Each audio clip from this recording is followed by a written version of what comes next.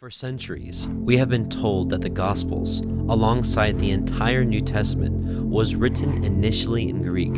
However, what seems to be kept back for the end times generation, many Hebrew manuscripts and supporting evidence has surfaced showing that this might not have been the case.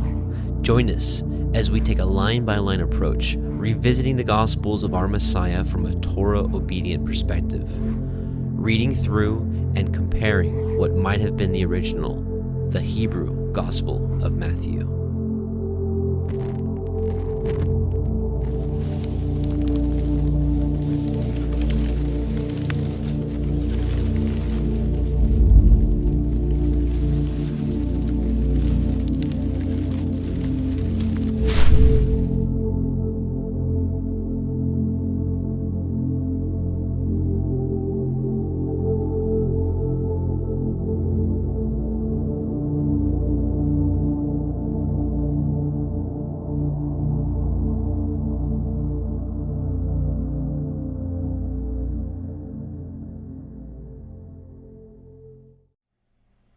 Shabbat Shalom, brothers and sisters, and welcome to the Parable of the Vineyard YouTube live stream of the Hebrew Gospel of Matthew. My name is Adam, your host, coming to you here from the Ozarks in Missouri.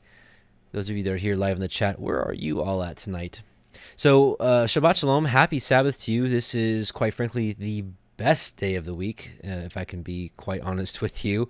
And if you're watching this and you have not kept the Sabbath yet, I can tell you there's thousands, probably tens of thousands, maybe even hundreds of thousands of people out there that would tell you what a blessing it is. You know, I want to start tonight off with just a few verses from Exodus 31.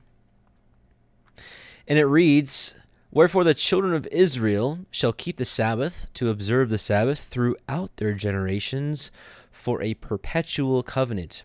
Here's where it gets really big.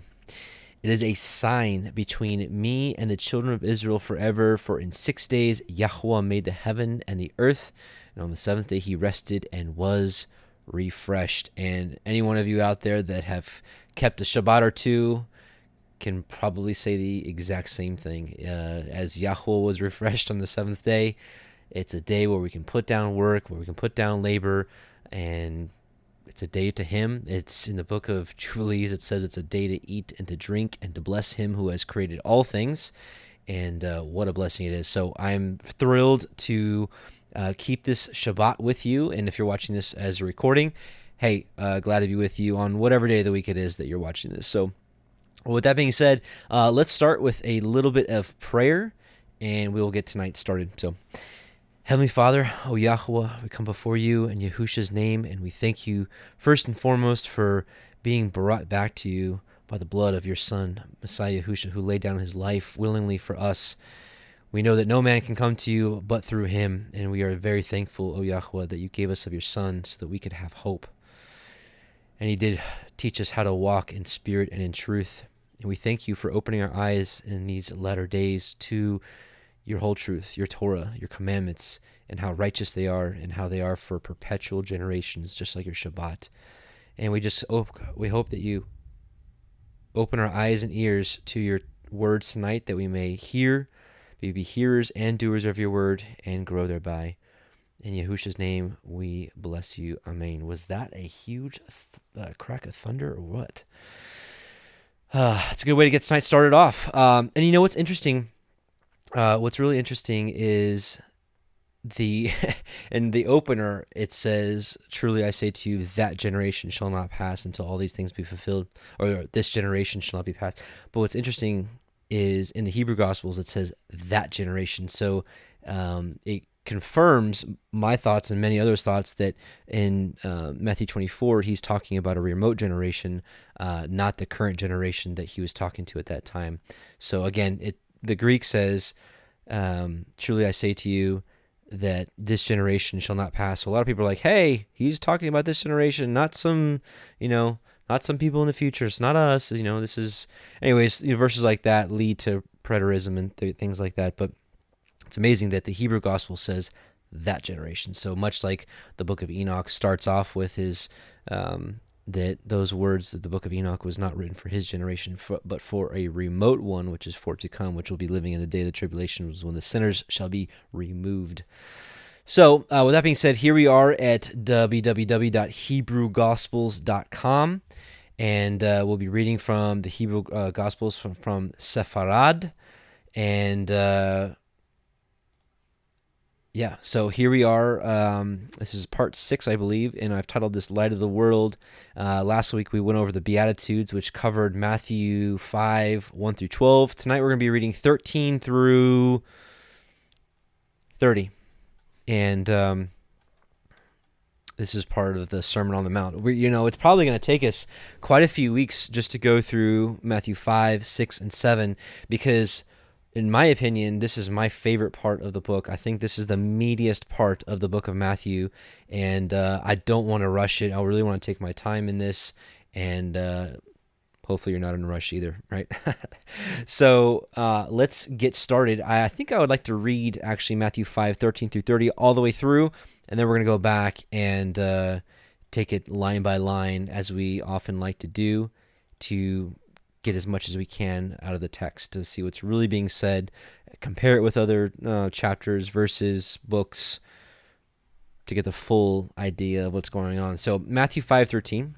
And it happened furthermore that Yahushua HaMashiach said unto his Talmudim, it's his disciples, you are the instruction of the world. And we'll get to this. This is interesting because the Greek says you are the salt of the earth, right? You are the instruction of the world, but the instruction is cut off by them who are not saved, and nothing else is fit except to cast them to the street and to trample them.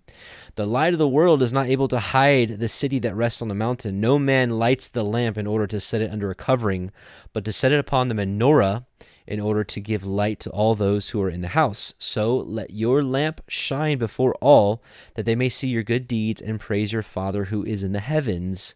Moreover, Yahushua HaMashiach said to his Talmudim, do not think that I came to throw down the Torah and the prophets. On the contrary, right? So I love this. The Hebrew is really good here. On the contrary, I came to confirm. I say unto you in truth, that not one word will be diminished from the Torah, that it would not be performed until the end of the world. And whosoever transgresses one of these smallest commandments or teaches to break them, he will be small in the kingdom of heavens. And I've got a really good thing I'd like to talk about this, but we'll get there. Look at me trying to rush it. On the contrary, whoever teaches it, this is the commandments, teaches it and carries it out, great will he be in the kingdom of heavens.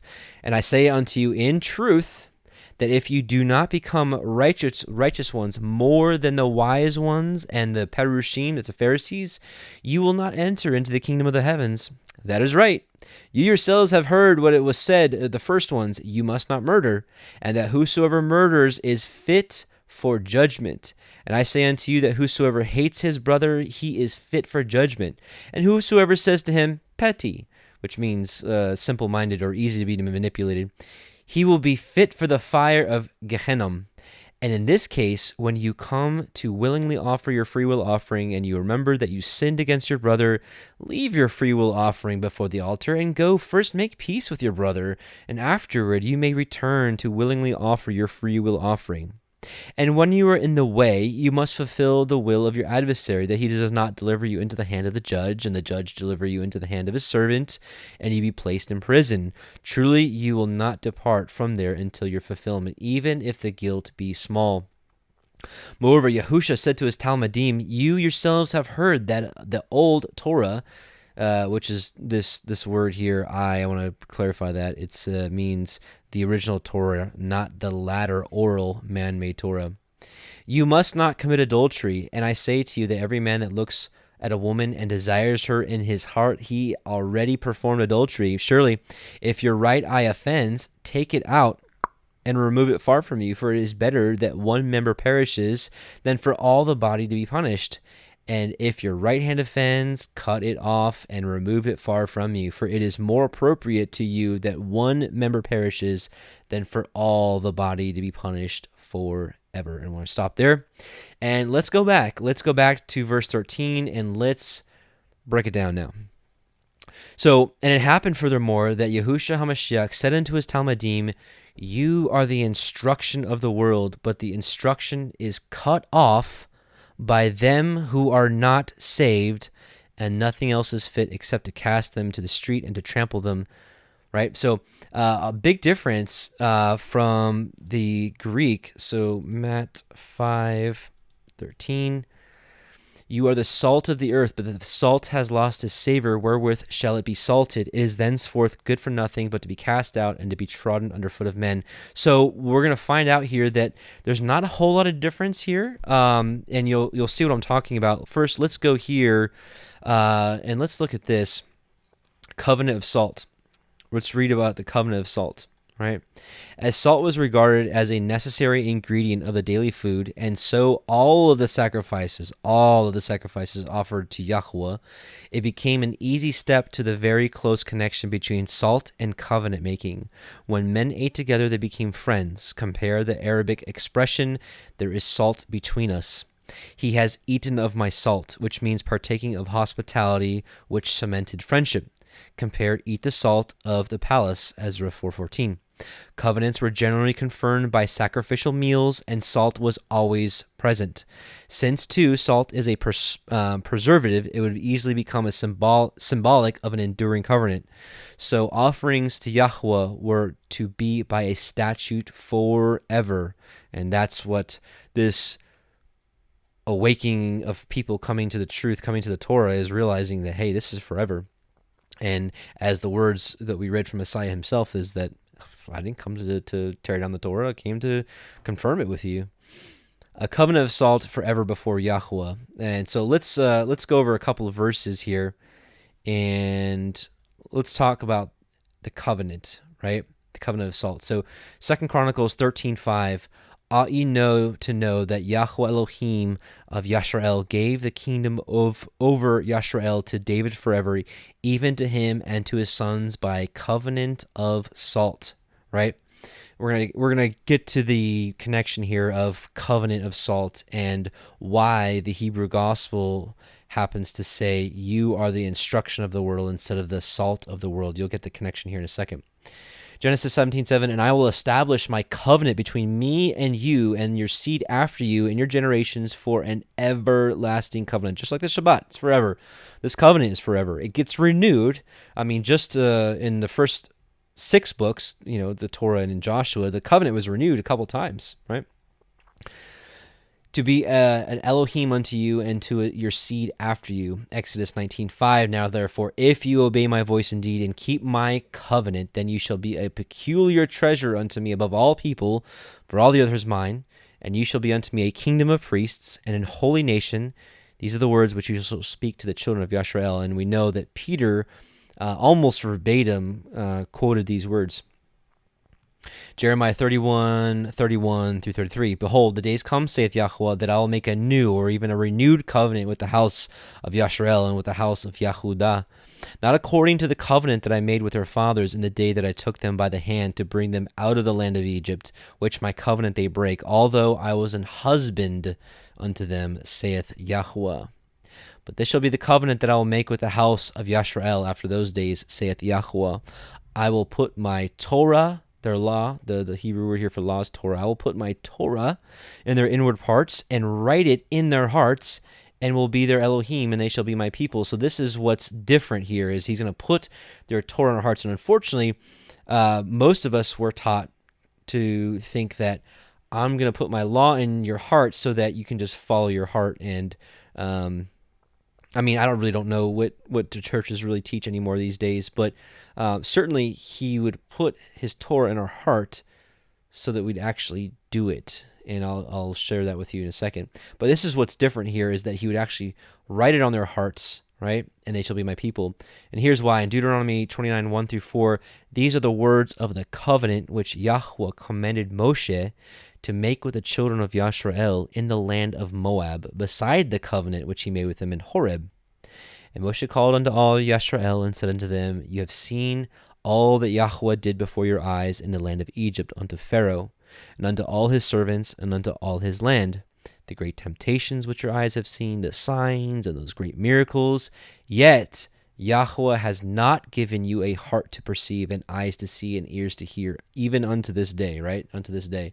So here in this renewed covenant that Yahusha would come and teach the true light, the fullness of the Torah. Isaiah 42 prophesied that he would come and magnify the Torah, right?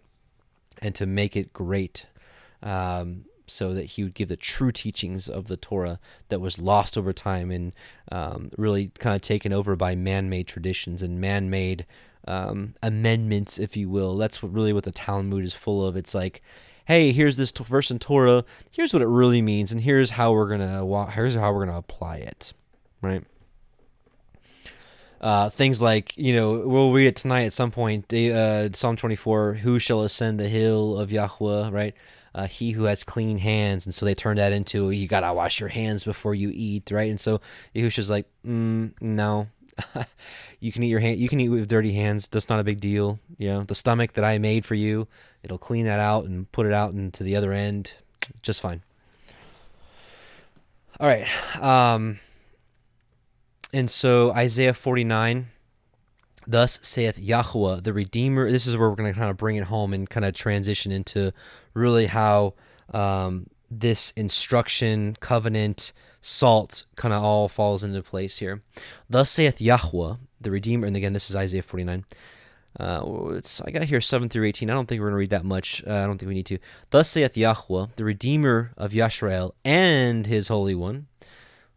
You know who that is.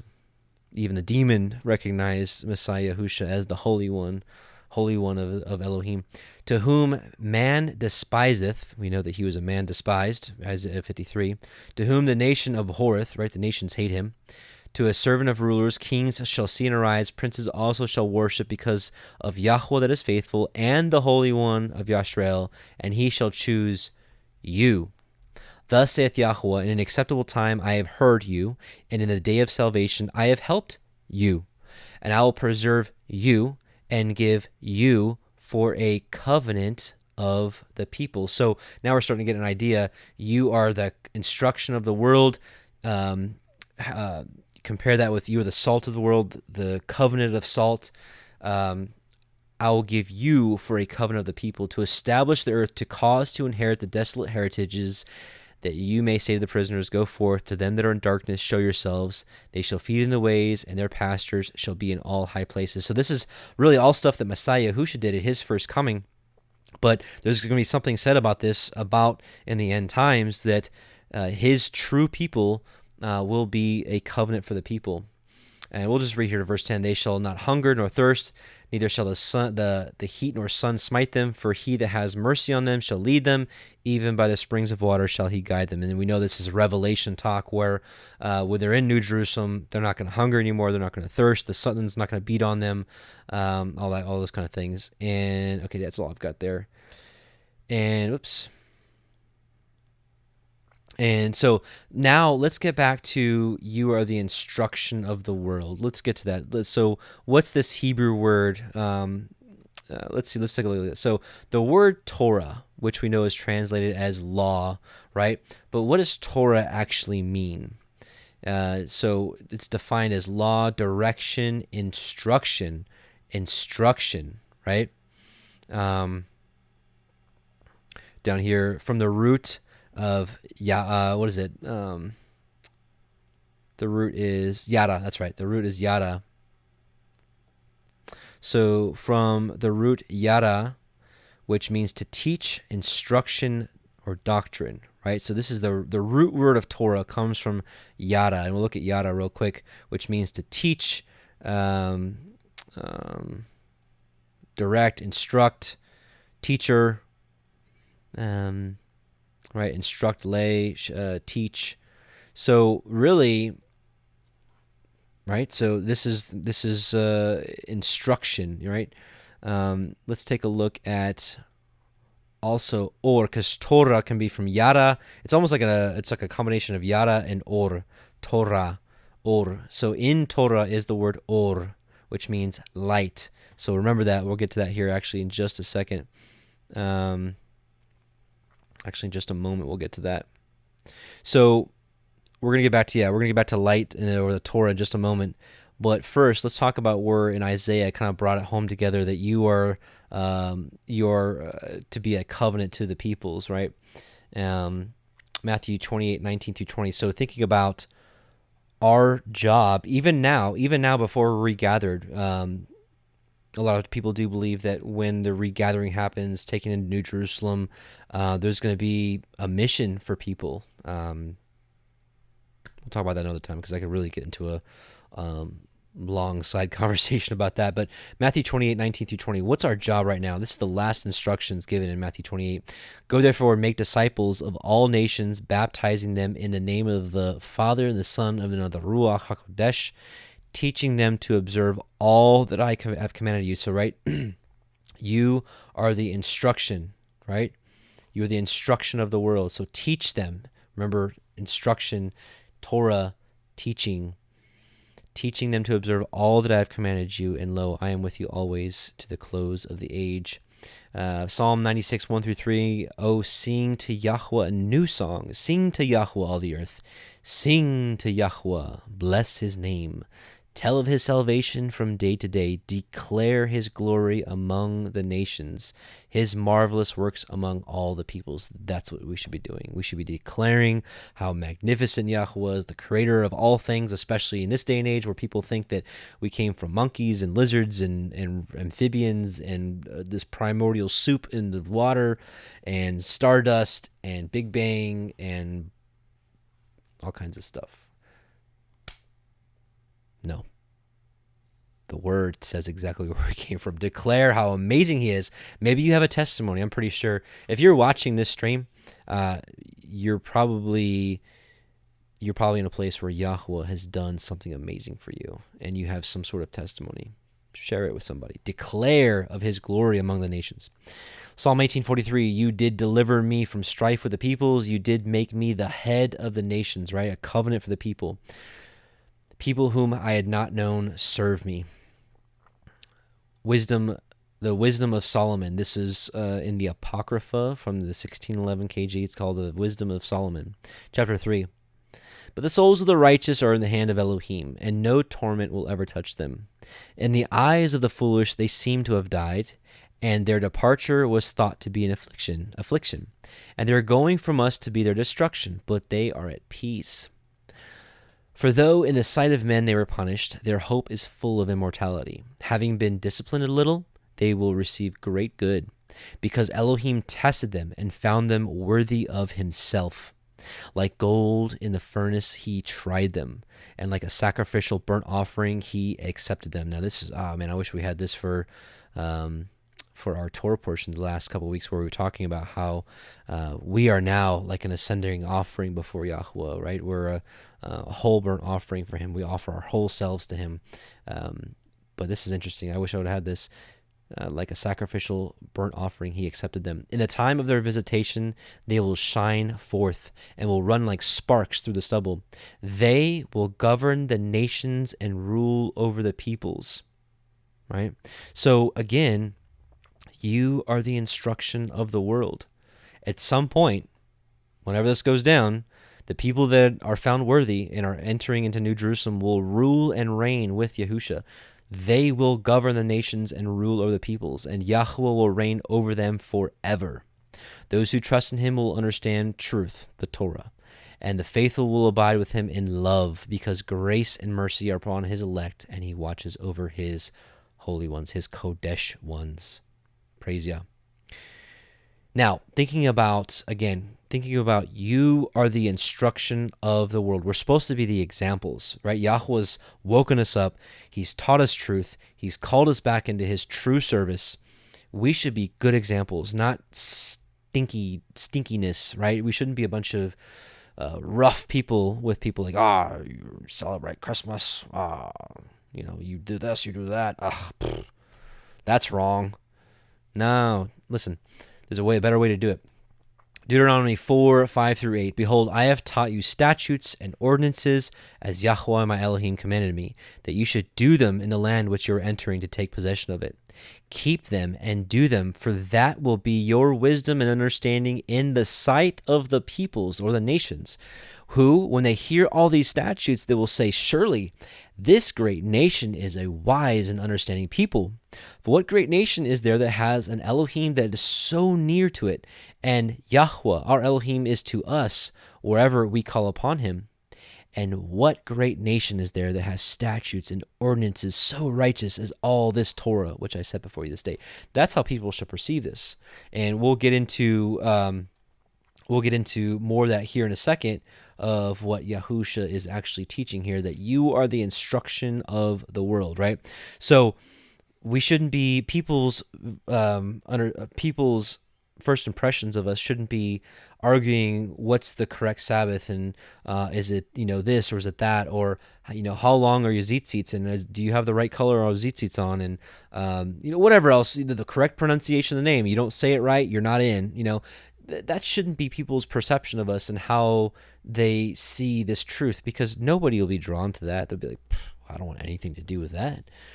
They should see the joy and happiness that it brings us to keep his feast days, to keep his Shabbat, to eat clean according to the scriptures.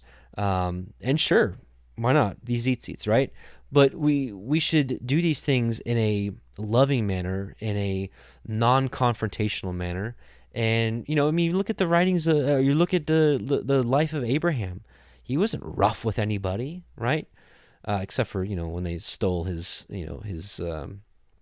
nephew Lot and, all their goods, but that's a whole other story. But, he was kind and cordial to all people. Yeah, he bowed down to the people, like in respect, not bowing down to worship them, but like in respect. And anyways, we should be humble servants like Yahusha, right?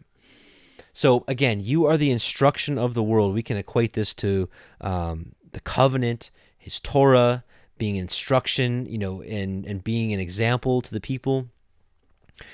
So, but the instruction, which could almost be a synonym for Torah, is cut off by them who are not saved. Think about that in a modern day application, about everybody that tramples all over his righteous commandments. And nothing else is fit except to cast them to the street and to trample them. We're going to see this in a little bit, where he's like, away from me, I never knew you, right? We'll talk about that later. But so we're going to read now verses 14 through 16. The light of the world is not able to hide the city that rests on the mountain. No man lights the lamp in order to set it under a covering, but to set it upon the menorah, in order to give light to all those who are in the house. So let your lamp shine before all, that they may see your good deeds and praise your Father who is in the heavens. So people should see what we're doing. We shouldn't hide this in a corner. We shouldn't bury the talent. For those of you that remember the parable that Yahusha taught about the person that had the 5 talents, the 2 talents, the 1 talent, right? The one person was like, he just like hid it and buried it. And he's like, here, you can have it back. He's like, you worthless servant, you lazy servant. You didn't do anything with what I showed you, with what I gave you.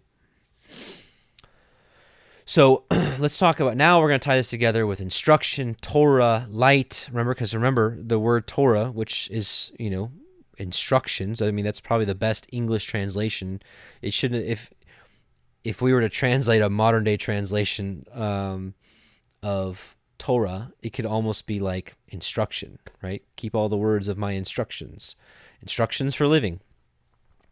So let's tie it together now with light and this candlestick and all that kind of stuff. So Proverbs 6:23, for the commandment is a lamp, and the law, the Hebrew word here is Torah, and the Torah is light. Let's say that again. The Torah is light. The Torah is or. Torah is or.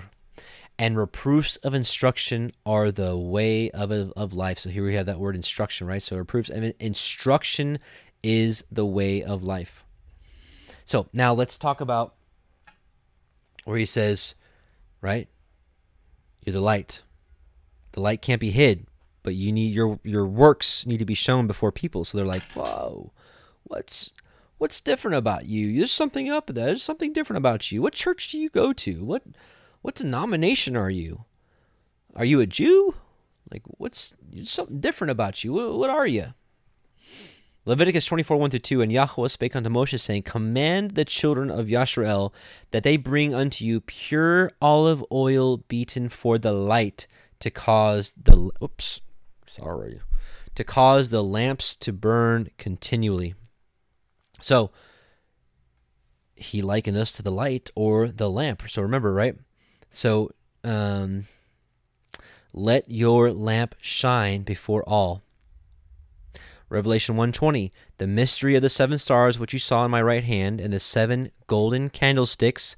The 7 stars are the angels of the 7 churches, and the 7 candlesticks which you saw are the 7 churches. So you are on one of these branches. You should be on one of these branches, one of these 7 branches. That should be one of you. Maybe you're here.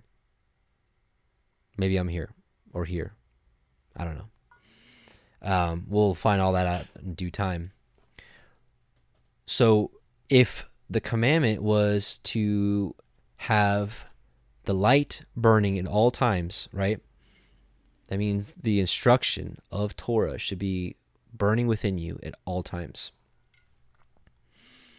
So apply that to the 10 wise and foolish virgins. We have many studies on this throughout the channel, so I'm not going to go too deep. I'm not going to get too lengthy in this. We have one really recently. The most recent we done was maybe a month ago. You should be able to find it if you scroll down the videos. It's not too far. So then shall the kingdom of heaven be likened unto 10 virgins, which took their lamps and went forth to meet the bridegroom. And 5 of them were wise, and 5 were foolish. They that were foolish took their lamps and took no oil with them. Remember, the commandment was for the children of Israel to bring oil for the lamps, for the light to burn continually. But the wise took oil in their vessels with their lamps. While the bridegroom tarried, they all slumbered and slept. And at midnight there was a cry made, Behold, the bridegroom comes. Go ye out to meet him. Then all those virgins arose and trimmed their lamps, and the foolish said unto the wise, Give us of your oil, for our lamps are gone out. But the wise answered, saying, No, not so, lest there not be enough for us and you. Like, we can't sell you the obedience to the Torah. Like, you got to do that on your own. You got to get your own oil. But rather go to them that sell and buy for yourselves. There's a Proverb 23:23 that says, "Buy the truth," which we know the truth is a code word for Torah. Psalm 119:142. The truth, thy Torah is the truth. So rather go to them that sell and buy for yourselves. And while they went to buy, the bridegroom came, and they that were ready in with him went to the marriage, and the door was shut. Afterward came also the other virgins, saying, Adonai, Adonai, Lord, Lord, open to us. But he answered and said, Verily I say unto you, I know you not. And we're going to read the verse that lets us know shortly about how we know him. So watch therefore, if you know neither the day nor the hour when the Son of Man comes. So, we are supposed to be a light to the nations. Remember earlier in Isaiah 49, he says, I will give you as a covenant to the people. Remember, it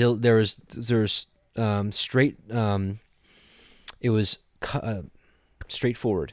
He was talking to the children of Israel, I will give you as a covenant to the people. Isaiah 2:2-5. Now this is when New Jerusalem comes down and it rules and reigns.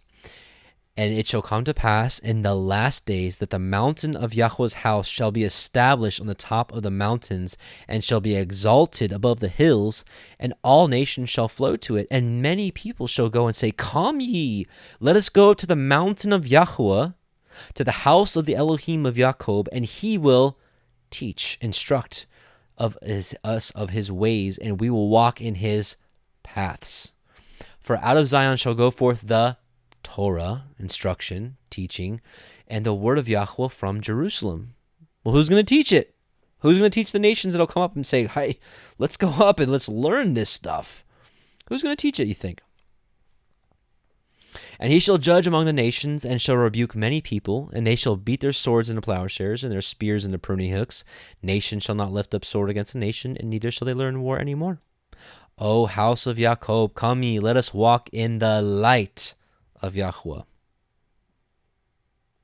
We saw earlier Proverbs 6:23, the Torah is light. Isaiah 43. I'm going to get that one short.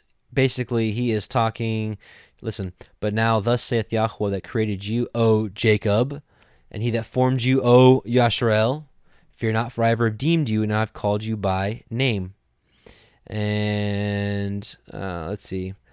I will bring your seed from the east and gather you from the west. I will say to the north, give up, and to the south, keep not back. Bring my sons from afar and my daughters from the ends of the earth. What a day that will be. Listen, the whole purpose of this ministry is to do my best through the Ruach of the Most High to get me and you ready so that we will be part of this group. Even everyone that is called by my name, for I have created him for my glory. I have formed him, yea, I have made him. Bring forth the blind people that have eyes and the deaf that had ears. Let all the nations be gathered together. Let the people be assembled. Who among them can declare this and show us former things? Let them bring forth their witnesses that they may be justified, or let them hear and say it is truth. Now remember, he's talking to Israel, his people. You are my witnesses, saith Yahuwah, my servant, whom I have chosen, that you may know and believe me and understand that I am he. Before me there was no El formed, neither shall there be after me. Even I am Yahuwah, and beside me there is no Savior. I have declared, and I have saved, and I have showed, when there was no strange Elohim among you. Therefore you are my witnesses, saith Yahuwah. Now, real quick, here in verse 11, this is a verse that people use to discredit Messiah. We have read this in the Targum version, which clearly states Messiah's role here as well, right? Yahuwah is responsible for all salvation, right? And he sent that salvation through his son. But the Targums clearly says the Messiah is involved in this as well. So very, very interesting.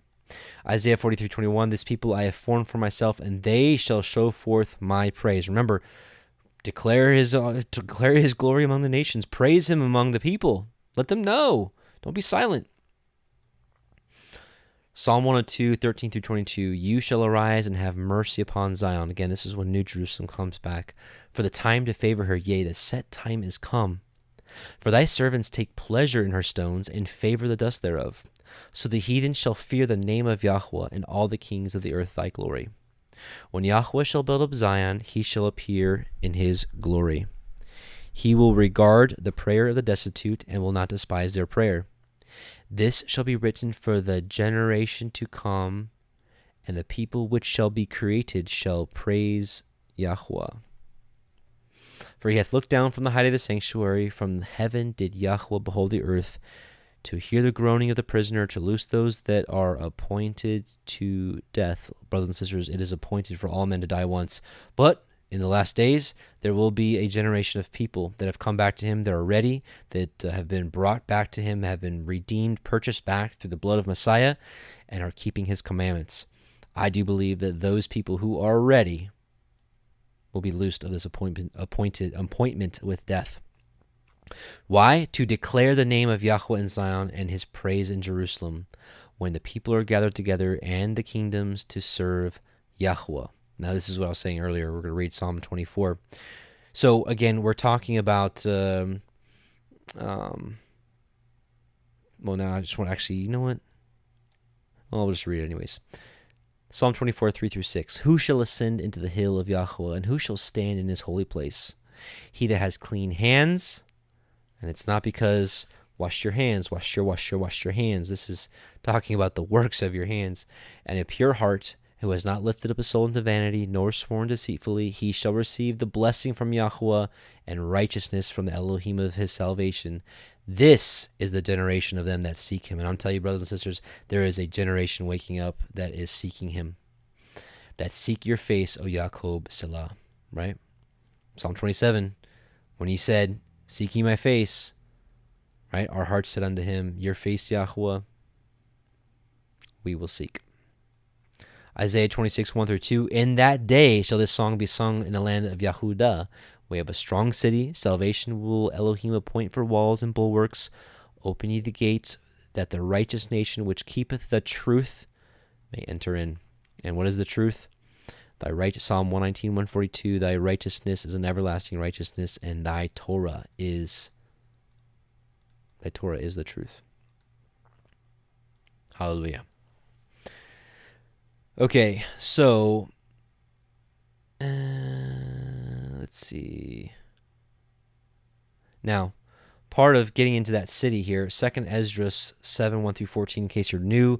2nd Esdras was a book that was included in the 1611 KJV under the Apocrypha section. Apocrypha just means hidden. And so here's an interesting passage about being able to enter into that city. It's a different perspective. It's kind of interesting. It talks about how really part of our walk is the struggle. So this is 2nd Esdras 7, 1 through 14. When I had finished speaking these words, the angel who had been sent to me on the former nights was sent to me again, and he said to me, Ezra, rise, Ezra, and listen to the words that I have come to speak to you. I said, speak, my lord. And he said to me, there is a sea set in a wide expanse, so that it is broad and vast. So you've got a wide sea, right? But it has an entrance set in a narrow place. So big sea, small little entrance. So that it is like a river. If anyone then wishes to reach the sea, to look at it or to navigate it, how can he come to the broad part unless he passes through the narrow part? Right? He's like, there's no other way. You got to get through this narrow passage. Another example, there is a city built and set on a plain, and it is full of all good things. We can liken that to New Jerusalem. But the entrance to it is narrow and set in a precipitous place, so that there is fire on the right hand and deep water on the left. So danger on both sides, right? So again, you want to get to the city, there's a narrow passage. Remember, Messiah himself said, straight is the way and narrow, right? Narrow is the way. So that there is, and there is only one path lying between them, that is between the fire and the water, so that only one man can walk upon that path. Now, if that city is given to a man for an inheritance, how will the heir receive his inheritance unless he passes through the danger set before him? I said, he cannot, Adonai. And he said to me, so also is Yashrael's portion. For I made the world for their sake, and when Adam transgressed my statutes, what had been made was judged. Right? Adam was made, and he was judged. And so the entrances of this world were made narrow and sorrowful and toilsome, and they are few and evil, full of dangers, involved in great hardships. I think most of us can relate and understand that. But the entrances of the greater world are broad and safe, and really yield the fruit of immortality. Therefore, unless the living pass through the difficult and vain experiences, they can never receive those things that have been reserved for them. So that always brought me some comfort as to the question of, like, why is life so hard sometimes? Now you know. Now, the last thing is we saw here is, so again, remember, no man lights the lamp in order to set it under a covering. So that's, again, I liken that to the parable of the man that had received the 1 talent and just hid it in the sand or buried it in the dirt, right? And then when his master came back, he's like, here it is. But set it upon a menorah in order to give light to all those who are in the house. So let your lamp shine before all, that they may see your good deeds, right? They need to see your good deeds and praise your Father who is in the heavens. So let's talk about seeing your good deeds. So, obviously the 10 Commandments are like the basics of the rules. Well, we'll get more basic. Love Elohim, love the Father with all of your heart, soul, and mind, and love your neighbor as yourself. And then it expands into the 10 Commandments. Well, and here's how we do it. You don't have any other Elohim, right? No other gods before him. You don't have any graven images, right? And even in our time, no idols in your heart. You don't take his name in vain, right? Don't claim his name and not do anything he says. That's taking his name in vain. Remember the Sabbath day to keep it holy. Still in effect today. Honor your mother and father, right? Don't murder. And we'll talk about how Yahushua expanded that commandment here in a second. No adultery. Don't commit adultery with your neighbor's wife. These are all ways how you love your neighbor, right? Don't steal anything. Don't bear false witness. And don't covet, right? And then the Torah just continues to expand on what that looks like daily application stuff. And so, anyways, some of the great laws in there is like, if your neighbor's animal gets out, the Torah says you can't like turn away and be like, I didn't say anything. You can't do that. That's breaking Torah. So he says, go out and do it. Even if it's your enemy. He's like, even if your enemy's animal gets out, you go get it and help them, right? Helping the poor, helping the widow and the orphan, and clothing the naked. There's just a lot of good stuff in there, right? Any case, so people are supposed to see these things when we keep the feast days. The feast days is his Torah, right? That's his instruction. So when people are like, when your family is like, and you're like, hey, I'm not really coming to Christmas anymore. Sorry, Mom. Sorry, Dad. But I'm going to be keeping, the 7 feast days that we are found in the Torah. They're going to be like, what? And you can, don't be a jerk about it. Just be like, hey, listen, I understand why you guys are still celebrating it. And that I celebrated all my life. But, I've learned that, Christmas is never commanded in the Bible. It was, came out of a pagan tradition, and they just kind of molded it into Christianity. And, we just feel led, Mom and Dad, or Grandpa, Grandma, cousin, aunt, friend, whoever, we're gonna keep Passover, and unleavened bread, and first fruits, and Pentecost, and we're gonna keep the Feast of Trumpets, and Day of Atonement, and Sukkot. I mean, Sukkot, that's a whole week we get to camp out, with other people and have a great time. We get 7 amazing feast days, right? Not just Christmas and Easter, right? Right, and so maybe at first they'll be angry at you, whatever, but maybe you keep doing it after a while. Maybe they even see what you're doing. You're doing Shabbat now instead of Sunday worship. Again, don't be aggressive about it. Just do your thing and let your light shine. Maybe they'll see it one day. They'll be like, I wonder what's up with that, who knows? Or they may hate you for it. Yah's the judge. He knows. He knows all hearts, and he knows all minds. We don't. We're called to not be like, we're not called to be, beating people over the head with it. We're called to do what we're called to do, and do it in love, and, let people see that light, and just let them see how good it is, how enjoyable it is to have a day out of the week where you don't have to mow the lawn. You don't have to, how many of us used to mow the lawn on Saturday? Guilty, right? Today we can just put all that aside, right? And just connect with your Maker. Again, day to eat, drink, and to bless Him. Hopefully you maybe have some fellowship near you. I can tell you, we started doing local fellowships here back at the end of September, and boy, has that been a blessing. I look forward to that even more. I looked forward to Shabbat, even before the local fellowship, but now it's just like you get to see your forever family. It's just amazing. So hopefully you have some fellowship in your area. But anyways, point being is, do these things openly so that others may see it.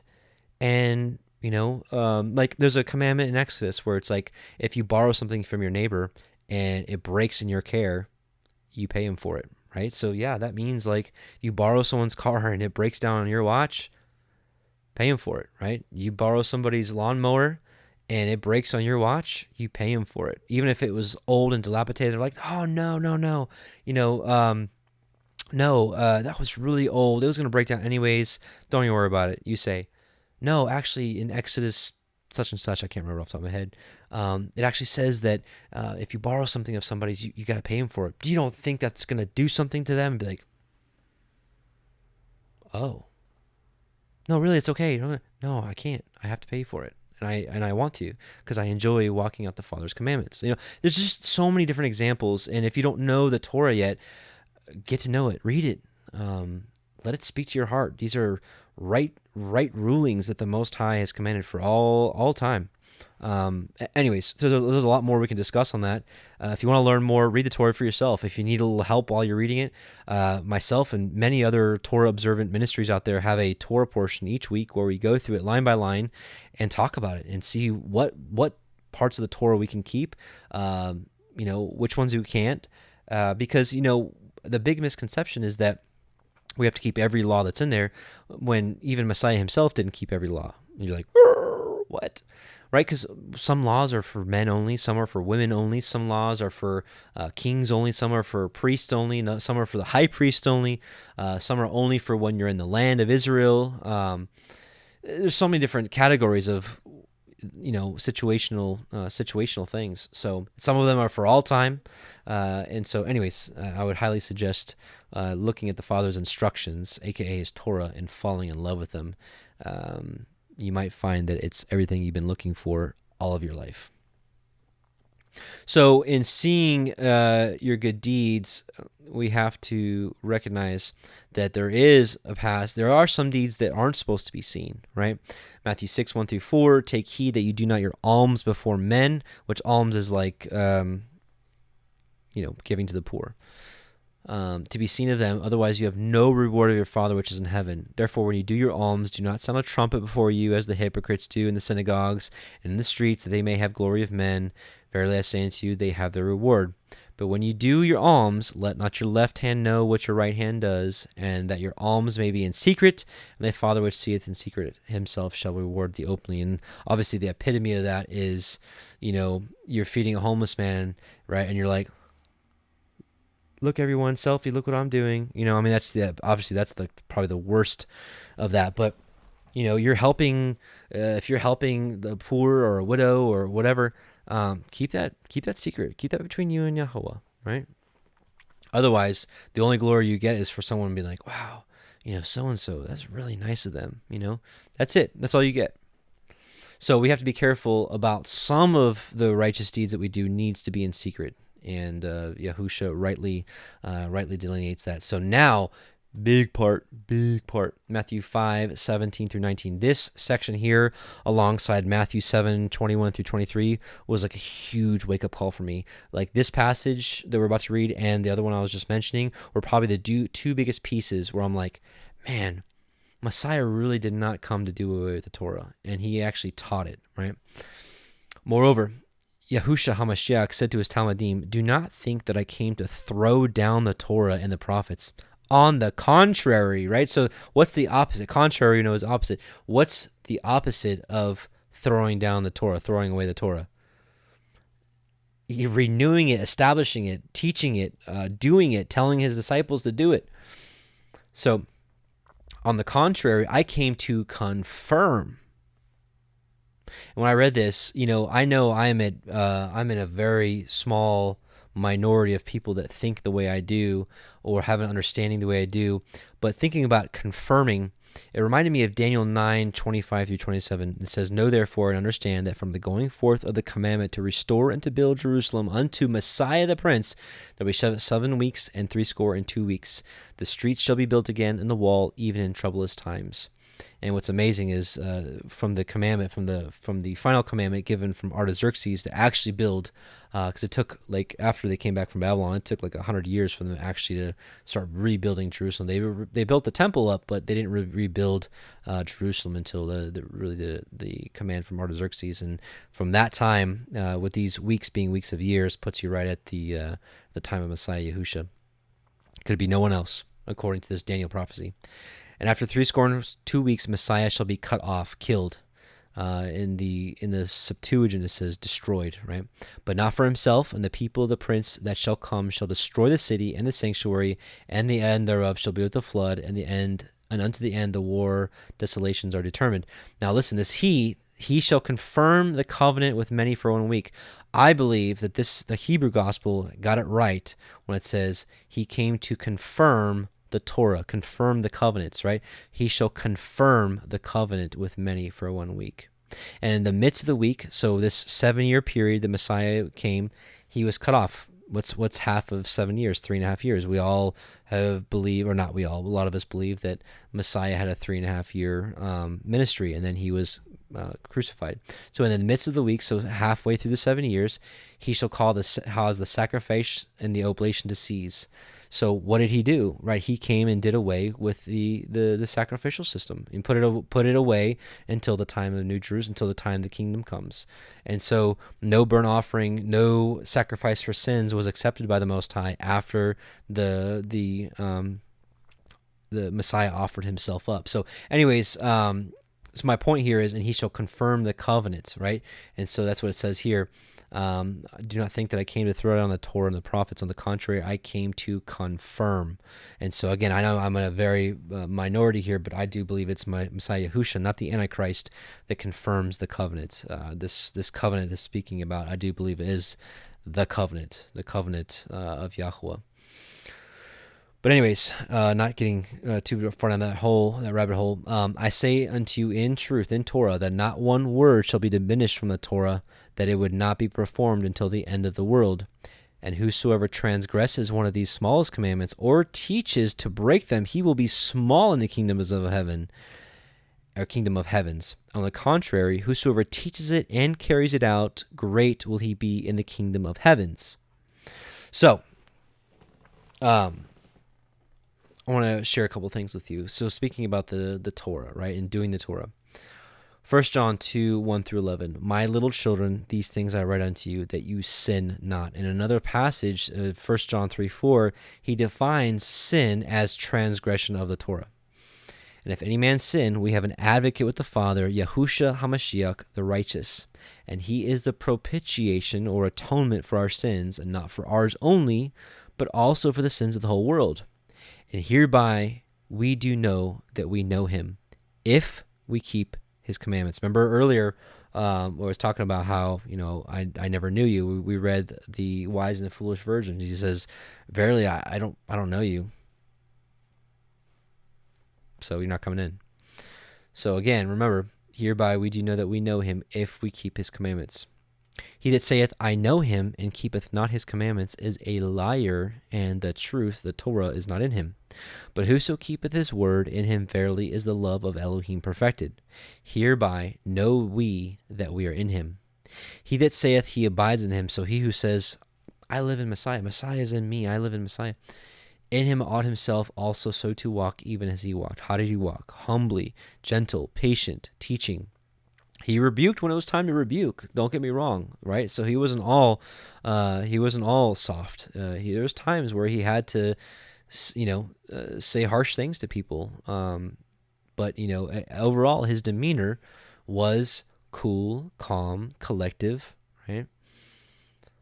But most importantly, he walked obedient to the Torah. He kept the feast days. He kept the food laws. He kept the Shabbat. Right? No, the parts of the Shabbat he broke was the added Pharisees' commandments of men added to the Sabbath. You look at Judaism today, there's teachings about how if you get up off your bed or your couch, you're transgressing, or if you turn on your lights in your house, you're transgressing. If you feed the poor on Shabbat, you're transgressing. This is why Yahusha openly did things like healing on the Sabbath, because there's no commandment that says you can't be healed on the Sabbath. None. Only the man-made traditions. So he didn't break the Sabbath in that he did employment, like he did carpentry work for pay. He didn't do any of that. He healed. He did the Father's work, right? And it's lawful to do good on the Sabbath. So if you want to feed the poor on the Sabbath, I think that's a great day to do it, right? If you want to sit around and rest on the Sabbath, amen to you. If you want to meet up with other believers and fellowship with you, let me tell you, I think that's the best part of it. Brethren, I write no new commandment unto you, but an old commandment, right? So no new commandment, but an old commandment. It's the same one, right? Which you had heard from the beginning.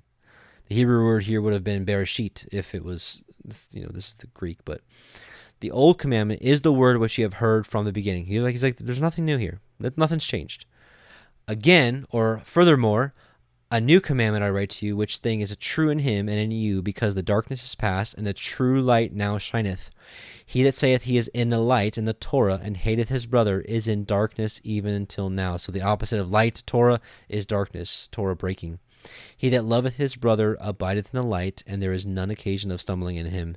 But he that hateth his brother is in darkness, and walketh in darkness, and knoweth not whither he goeth, because the darkness has blinded his eyes. John 14. If you love me, keep my commandments. Who wants to love the Messiah? Who wants to love the Most High? Keep his commandments. And I will pray the Father, and he shall give you another comforter, that he may abide with you forever, even the Spirit of truth, whom the world cannot receive, because it seeth him not, neither knoweth him, but you know him, for he dwells in you, and shall be in you. I will not leave you comfortless.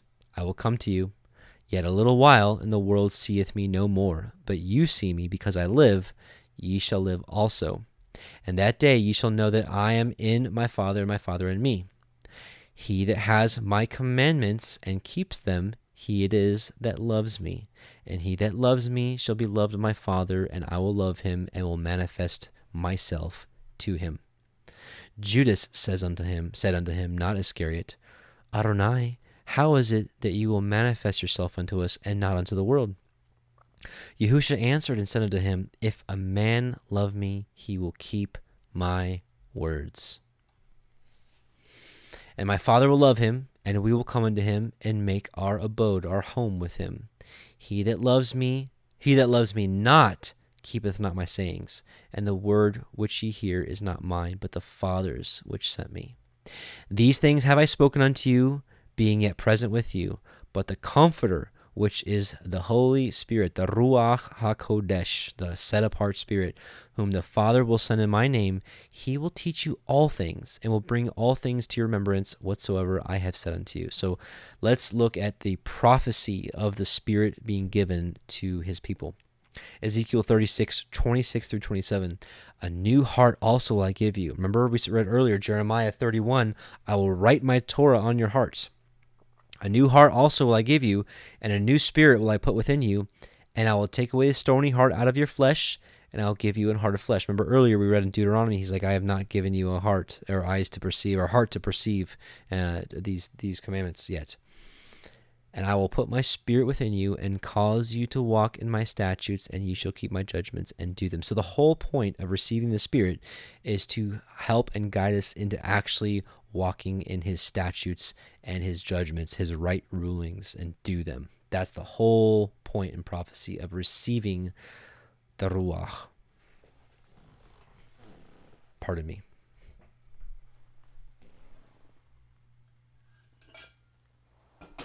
All right. Nope. All right. So this last part here, where it says here, and whosoever transgresses one of these smallest commandments or teaches to break them, he will be small in the kingdom of heaven. So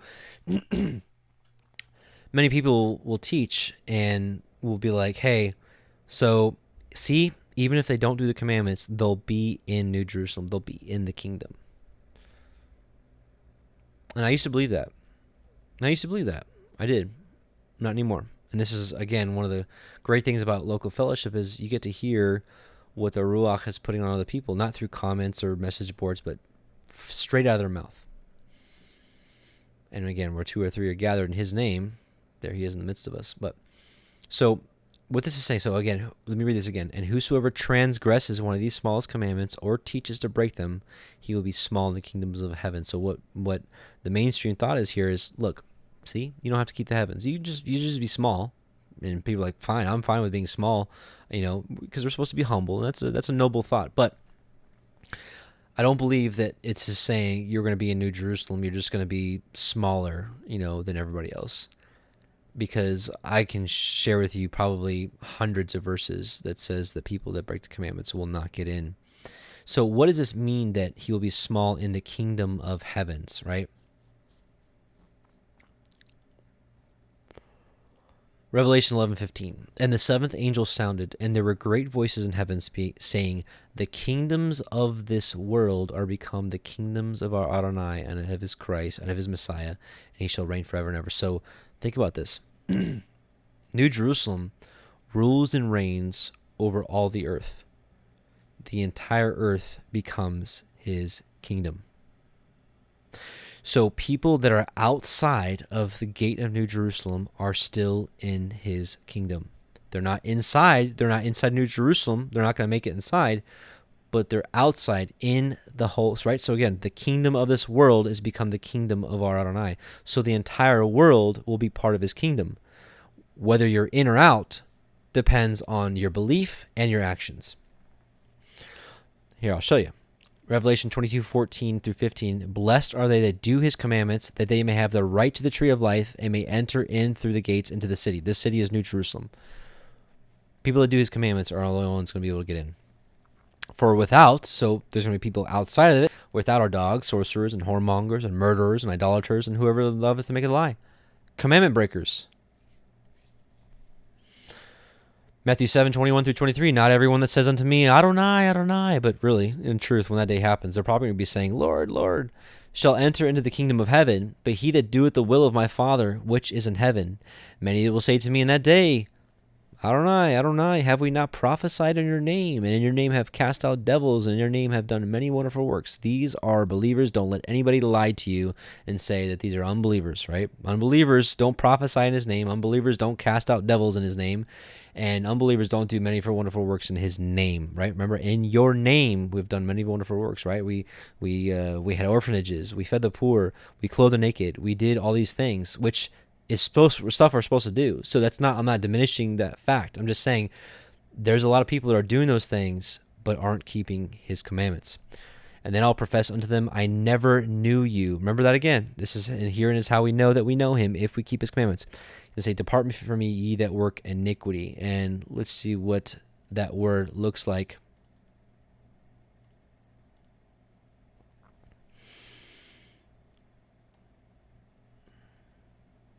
Right? Depart from me, you that work iniquity. Iniquity is anomia. That's the Greek word anomia, which means the condition of without law, without Torah, because of either ignorant of it or because of violating it, contempt and violation of the Torah, iniquity, wickedness, right? So these are lawbreakers. These are Torah breakers. Psalm 24, 3-4, we read this earlier. Who shall ascend into the hill of Yahuwah? This hill of Yahuwah is his New Jerusalem. Who shall stand in his holy place? He that has clean hands and a pure heart, and who has not lifted up his soul into vanity, nor sworn deceitfully. Psalm 15, who shall abide in your tabernacle? The tabernacle, even in Revelation, the tabernacle is a code word or a synonym of New Jerusalem, right? So who shall abide in your tabernacle, your pavilion, your tent, your cube or box or cube or pyramid, or dome, whatever it's going to be? Who shall dwell in your holy hill? He that walks uprightly and worketh righteousness. And we know what that righteousness is. And speaketh the truth in his heart, right? Remember, we're going to talk about it here in a little bit, about the heart. The heart is what he's after, right? Remember David, a man after his own heart. He that backbiteth not with his tongue, nor does evil to his neighbor, nor taketh up a reproach against his neighbor, and whose eyes a vile person is contemned, but he honoreth them that fear Yahuwah. And this is what we should do with each other. We shouldn't tear each other down. We should honor each other, even in our small differences. He that swears to his own hurt, right, and changeth not.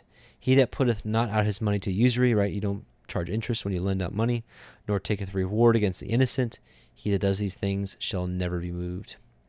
And remember, Deuteronomy 6:25, it shall be our righteousness if we observe to do all these commandments before Yahuwah our Elohim, as he has commanded us. So my point here is, I believe that these people who break these commandments will be outside the gates of New Jerusalem, still in his kingdom, because there's going to be a lot of people in his kingdom alive outside of New Jerusalem. So, and remember, the main reason why people are not keeping the Torah these days is through a misunderstanding of Paul's words. 2 Peter 3:14-18.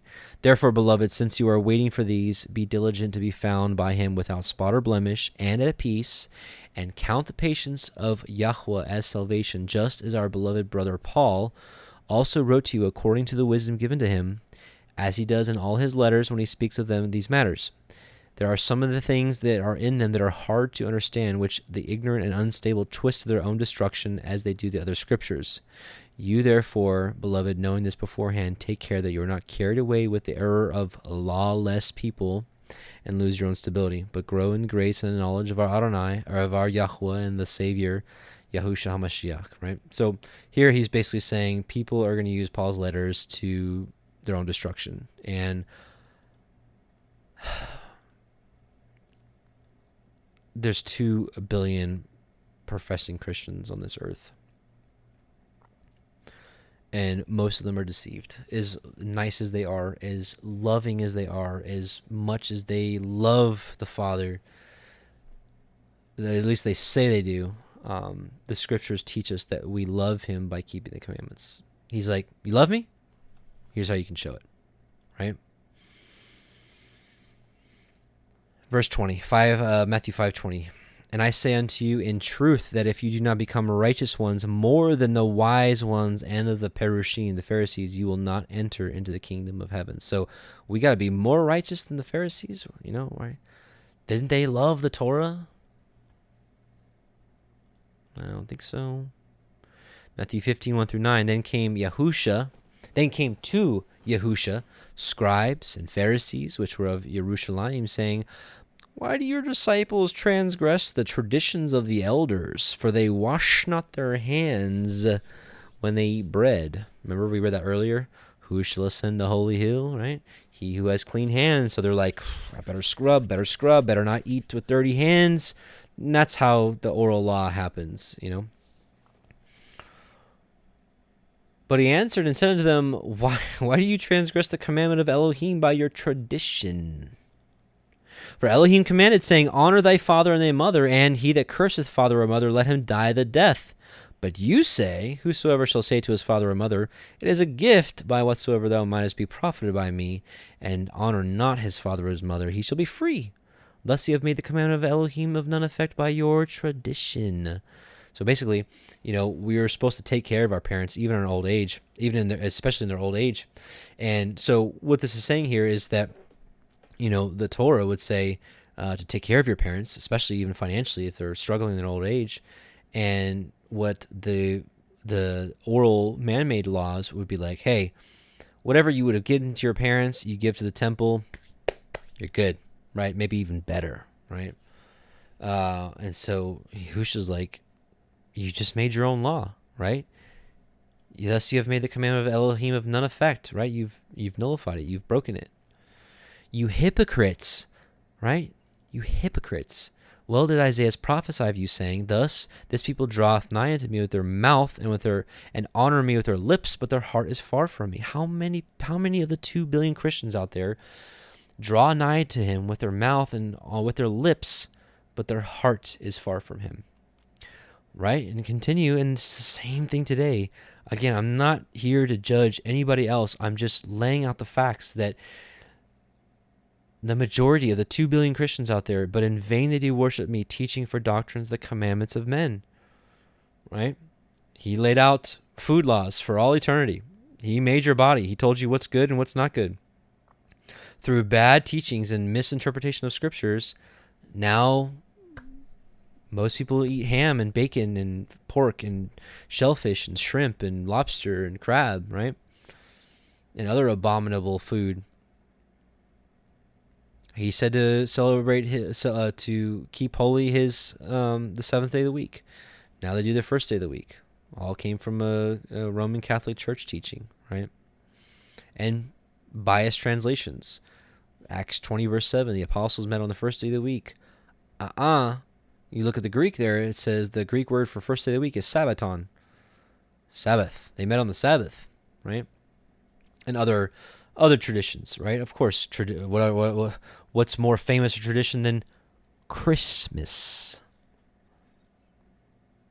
Although Christmas was illegal in this country, in most of the states until the late 1800s, and even some, I think Oklahoma was the last one in the early 1900s. Why? Because when people were fleeing from Europe, they wanted to flee and they wanted to do it right. And they came out here and abolished those pagan festivals. Easter, right? The one-time Easter is in the KJV. The Hebrew word, or the Greek word there is Pascha, Passover. As it say in Jeremiah, at the end of the time, right? They'll come from all nations, saying, surely we have inherited lies and vanity and things when there is no profit. And certainly we have. But praise be to Yah, who is showing us the truth regardless of that. So he wants it done his way. From the beginning of time, he wants worship his way.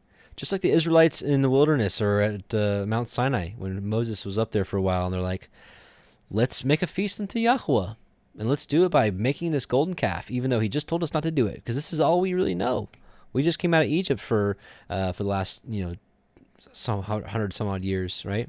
I think it was 230 years they were in slavery. Anyways, point being is they learned a lot of bad habits in Egypt. Well, we're in modern day Egypt, Rome, Babylon, whatever you want to call it. I don't care.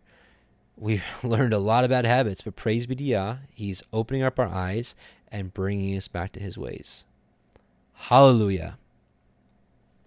Matthew 5:21. That's right. You yourselves have heard what was said to the first ones, you must not murder, and that whosoever murders is fit for judgment. And I say unto you that whosoever hates his brother, he is fit for judgment. And whosoever says to him, petty, which is like you, actually, what does it say? Petty, C. Easy to seduce, right? Strong insult. He will be fit for the fire of Gehenna. And in this case, when you come to willingly offer your free will offering and you remember that you have sinned against your brother, leave your free will offering before the altar and go first make peace with your brother. And afterwards you may return to willingly offer your free will offering, right? So here, Yahusha is getting to the root of the problem. Anyone that's ever done any gardening, when you want to get the weeds out, what do? You just pluck off the top of it and be done with it? No. Come right back. Weeds grow so plentifully, right? But those herbs and vegetables and fruits, boy, they take tender care. I don't even want to talk about my start of my garden this year. Wow. We had a late frost and then another time I planted and there was a hailstorm. The weeds did just fine. Anyways, point being is if you want to get the weeds out of your garden, what do you got to do? You got to get it by the root. So you want to get to the root of the problem of not murdering. What's the root of that problem? Not hating someone in your heart, because it's hatred for somebody that leads somebody to murdering him. So Yahusha here is magnifying the Torah, confirming the Torah, and giving he's the true light, right? He's the Torah giver, and he's the true light, and the true light is shining to show us the full truth of the Torah, right? So he's like, it's not enough to just not kill your brother, because what's the good of that if you're just like, oh, I hate you so much. You're so lucky that the commandment says don't kill you. But, oh, I hate you.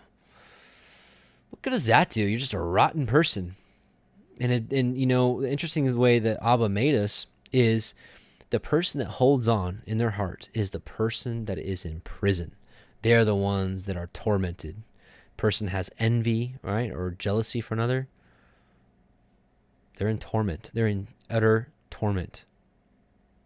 So you hate someone in your heart, boy, it's tormenting. Tormenting. So he wants to get to the root. He's the good gardener, right? He wants to get to the root of these things. Let's get to the root. John 13:34 through 35. A new commandment I give to you, that you love one another as I have loved you, that you also love one another. By this shall all men know that you are my disciples, if you have love one to another. Not by arguing about different parts of our understanding of the Torah, right? We're all growing. We're all growing at different paces, just like plants grow. I mean, you can plant 100 corn, and the one's going to shoot up before the others and get higher and taller, but they all, they end up leveling out.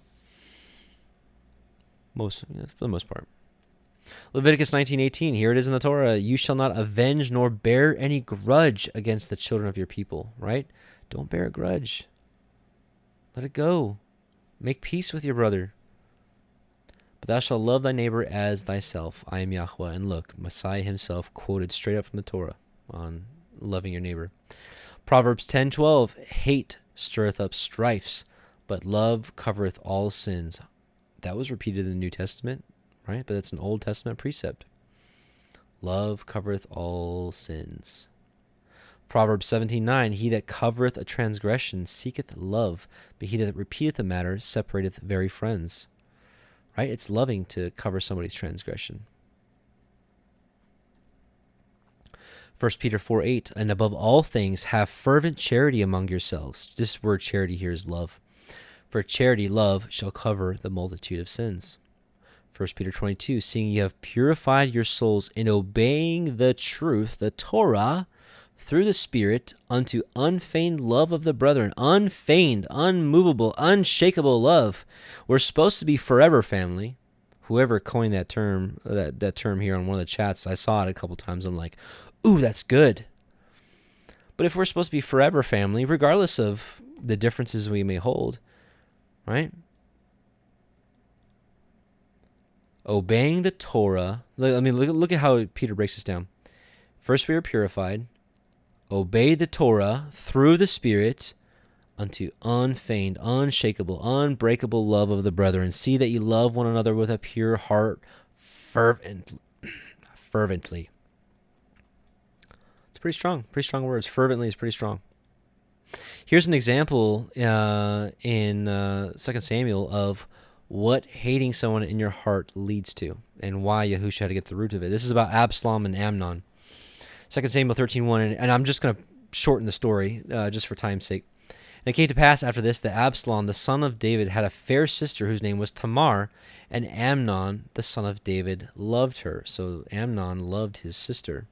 And long story short, he wanted to be with her, and so his friends said, "Hey, fake that you're sick and tell your father that you want Tamar to come make you some food and comfort you." And so he did, and he raped her. Amnon raped Tamar. 2 Samuel 13:20, and Absalom, her brother, said unto her, "Has Amnon thy brother been with you? But hold now thy peace, my sister. He is your brother. Regard not this thing." So Tamar remained desolate in her brother Absalom's house. Absalom was hiding his true motives. He's like, don't worry about it, because he was already plotting what he was going to do. 2 Samuel 13:28 through 29. Now Absalom had commanded his servants, Absalom wanted to create a feast, and he wanted to invite all of his brothers, and Amnon was invited. So he said, now Absalom had commanded his servants, saying, "Mark ye now when Amnon's heart is merry with wine. And when I say unto you, smite Amnon, then kill him. Fear not. Have I not commanded you? Be courageous and valiant."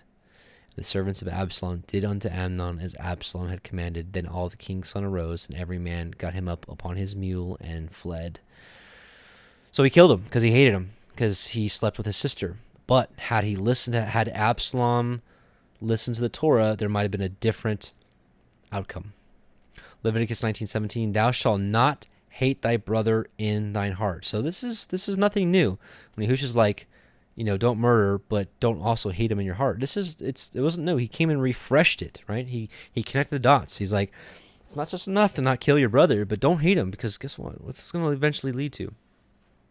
"Thou shalt not hate thy brother in thine heart. Thou shalt in any wise rebuke your neighbor." So you're supposed to rebuke. So Absalom should have rebuked Amnon, and maybe Amnon would have repented, and maybe Absalom would have been like, okay, all right, I'm not going to kill you. I don't know. Right? So the Torah encourages us to not hate our brother in our heart, but you shall rebuke your neighbor. And that's part of loving your brother. If a brother goes astray or sins, rebuke them, counsel them, and be like, "Hey, listen, this is not according to Torah." Right? But if your brother or sister does something wrong, and you don't rebuke them, you don't you can rebuke lovingly. You don't have to say, "You broke the Torah." Bah. You can just be like, "Hey, I saw what you did," or so, I don't think that's right. This is what the commandment says. Can we talk about it? Something you can approach with love. So there's a whole saying, it's not just what you say, it's how you say it. Right? "And suffer not sin upon him." So had Amnon not hated his brother in his heart and rebuked Amnon, maybe Absalom wouldn't have killed him. Just a thought. Just an example of what hating in your heart can lead to. Verse 25, "And when you are in the way, you must fulfill the will of your adversary, that he does not deliver you into the hand of the judge, and the judge deliver you into the hand of his servant, and you be placed in prison. Truly, you will not depart from there until your fulfillment, even if the guilt be small." Now, in the Greek, it was a little clearer in the Greek on this passage that, like if you owe somebody, pay it while you're in the way with him before he goes and takes you to court, and then it just becomes a big mess, right? So settle matters, kind of just like we just read in the Torah, that to settle a matter, right? Don't let it stir, and don't let it be stagnant. Settle a matter with a brother. It's better to settle a matter and to come to terms, come to agreement, come to reconciliation, rather than things going further, right? So this continues on getting to the root of the problem. The root of the problem is because a problem can go unsolved, right? So he's like, solve the problem, solve it. Don't delay, solve the problem. Matthew 5:27-28. Moreover, Yahusha said unto his Talmudim, you yourselves have heard the Torah of old, you must not commit adultery. And I say to you that every man that looks at a woman desires her in his heart. He already performed adultery. You'll see that this is also not a new precept. Deuteronomy 5:21. Neither shalt thou desire thy neighbor's wife. Neither shalt thou covet thy neighbor's house, his field. So, but specifically, if you're looking at someone's wife and desiring her, right, you've already committed adultery in your heart, and you're guilty. And especially in this day and age, boy, we have got to keep our eyes. There's a passage in the Psalms, Yahuwah, turn my eyes away from holding worthless things. I mean,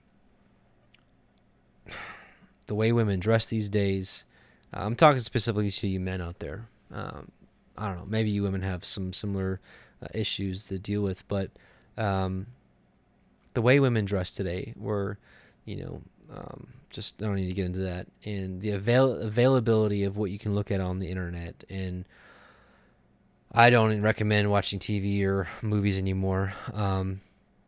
It's gotten so disgusting. But I think that even dives further about lust in your heart, because you don't know who you're looking at. That is extremely dangerous. And if you are still struggling with that sin, boy, I would ask you to really pray over it and break those chains. The book of Isaiah talks about how when you fast, to break every yoke. Sin is you can have the yoke of the Torah on you or the yoke of sin on you. The yoke, which, if you're unfamiliar, in the old days, they didn't have farm vehicles, they didn't have like tractors and stuff, but what they did have was their oxen, and they put this yoke upon them, and that yoke that they would pull, right, and like till up the ground or whatever, plow it. And so the yoke is kind of heavy on them, right? But they're beasts of burden, they can handle it.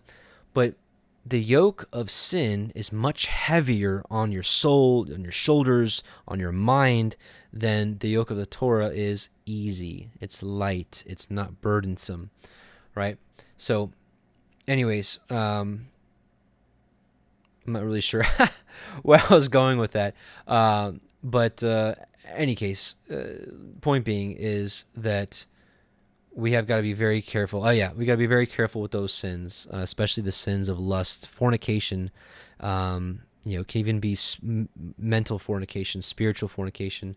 We've got to be very careful with that, because I tell you what, the devil has a minefield out there for you, and it's not even just online stuff. It's there's many traps for that. So we have to keep ourselves pure, and any case. So Yahusha expanded the adultery thing, because again, you're like, hey, I'm not having physical relation with my neighbor's wife, but there's the blinds. You look, put the blinds down, you're like, I mean, come on. It's like you think the Most High doesn't see that, and he's not. He's like, come on, really?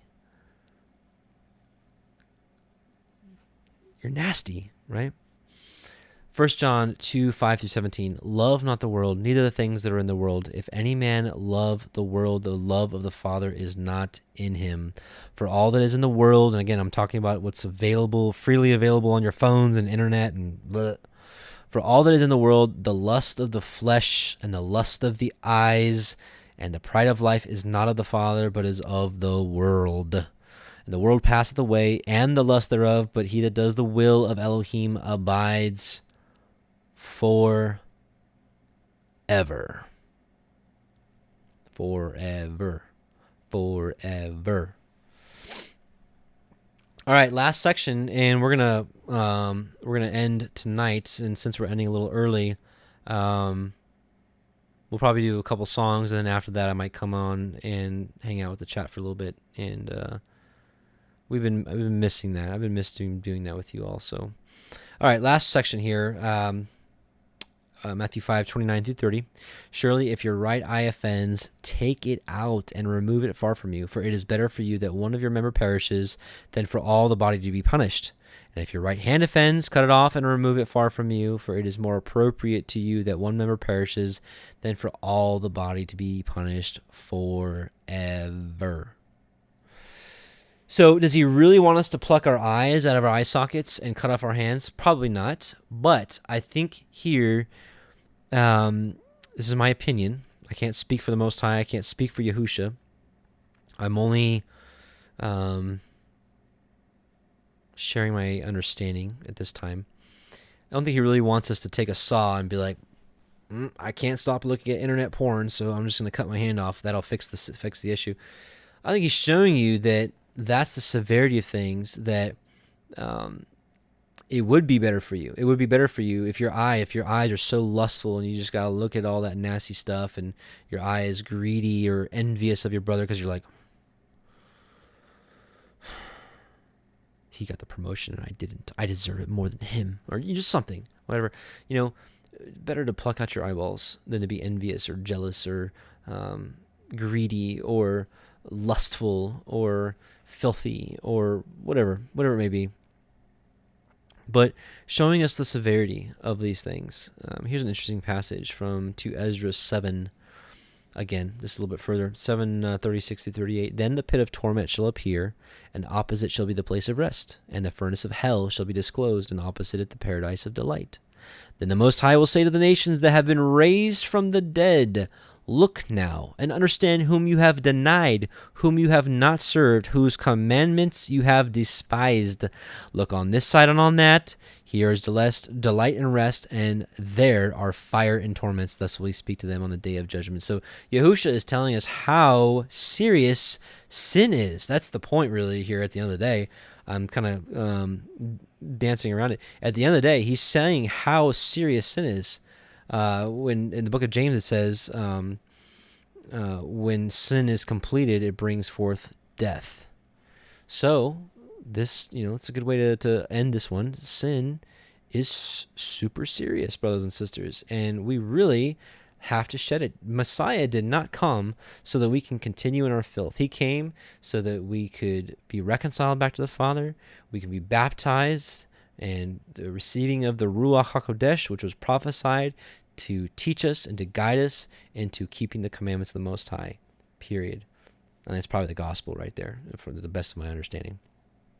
Loving the Father, being reconciled back to Him through His Son, the blood, and His perfect atonement, being baptized, right? Believing, have faith, be baptized, be faithful in our walk, receive the Holy Spirit, the Ruach HaKodesh, the set-apart Spirit, that we may walk in His statutes.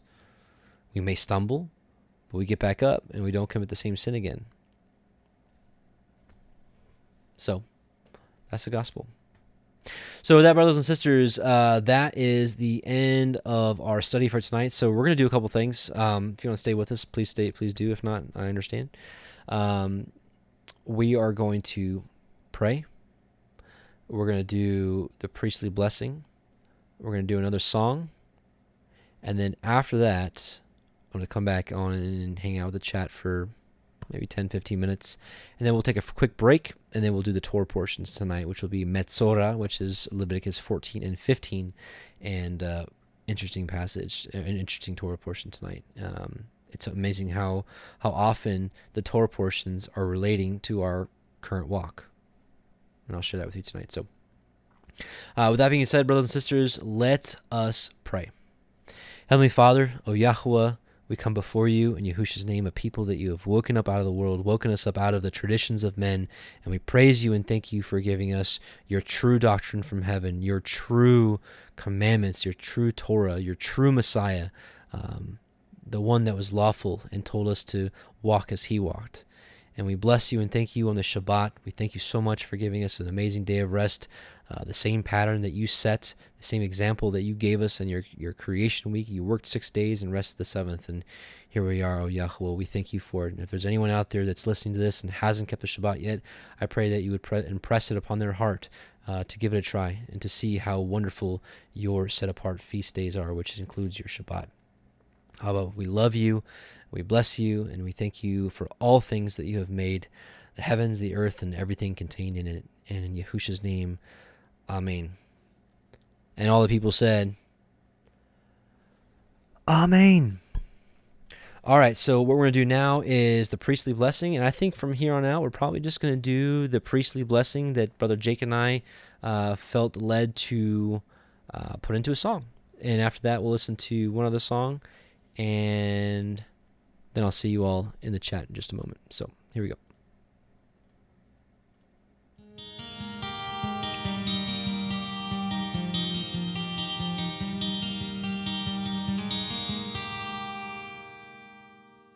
Yevarechecha Yahuwah ve'yishmerecha Ya'er Yahuwah panav lecha v'chuneka Yesa Yahuwah panav lecha ve'yaseh lecha shalom Yesa Yahuwah panav lecha ve'yaseh lecha shalom ve'yaseh lecha shalom ve'yaseh lecha shalom.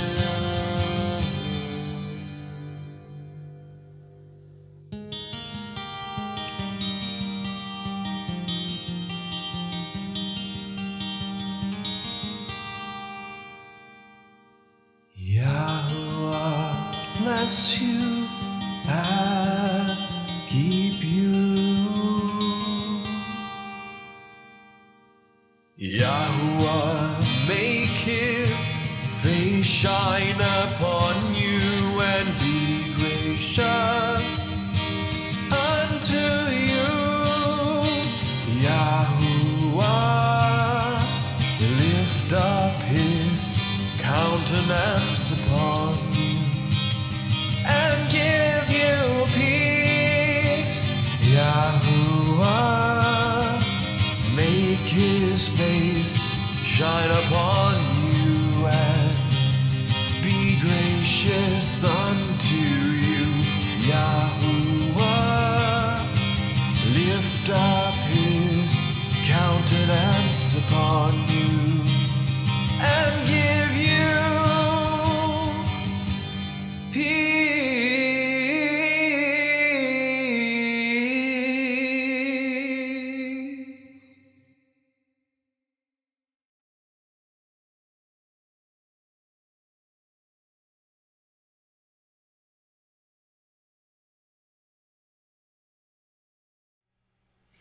And since we spoke a lot about the commandments tonight, let's do the commandment song. If I can find it. There it is. Let's sing a little song about the two greatest commandments, loving Yahuwah and loving people. Let's start with how we love him. You shall not have any other Elohim before him. You shall not have any graven images, for you are his. You shall not bow down to them, nor shall you ever serve them. Keeping his commandment shows you love him. Yahusha did not abolish but strengthen them. Blessed are those who keep his way. They may have the right to enter through the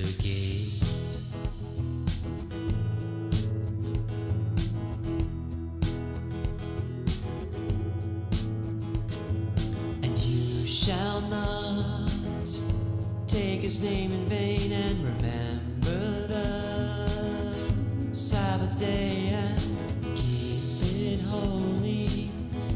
Work 6 days and then we rest and be refreshed. Honor your mom and dad, and then you'll be surely glad. Keeping his commandment shows you love him. Yahusha did not abolish but strengthen them. Blessed are those who keep his way. They may have the right to enter through the gate. Now we're going to sing about loving other people. Here's how. And you shall not murder anyone, even in your heart. Love everyone, and you shall not commit adultery, even in your mind. Put that all behind, and you shall not steal anything. Be satisfied with what Yah provides, and you shall not tell any lies, for he sees all who's above the skies. You shall not covet anything, but keep his ways. You won't lack a thing. Keeping his commandment shows you love him. Yahusha did not abolish but strengthen them. Blessed are those who keep his way. They may have